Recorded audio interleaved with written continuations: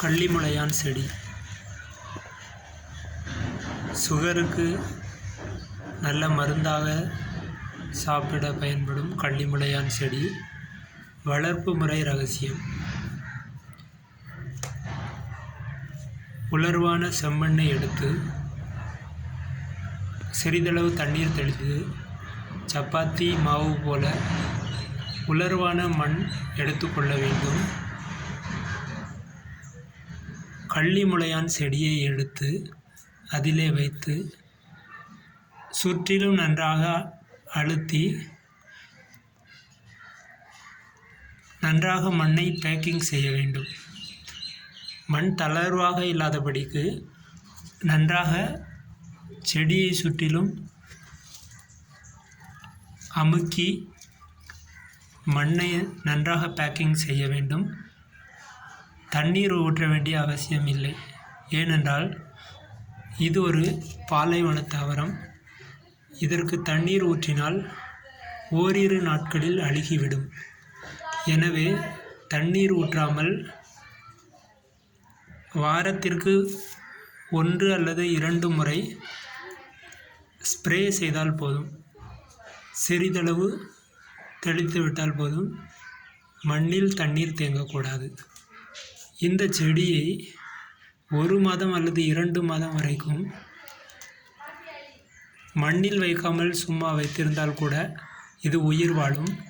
ஆனால் மண்ணில் தண்ணீர் அதிகமானால் 2 நாட்களில் அழுக நேரிடும். எனவே ஆரம்பத்தில் இந்த செடியை வளர்க்கும் போது மண்ணை சப்பாத்தி மாவு பதத்திற்கு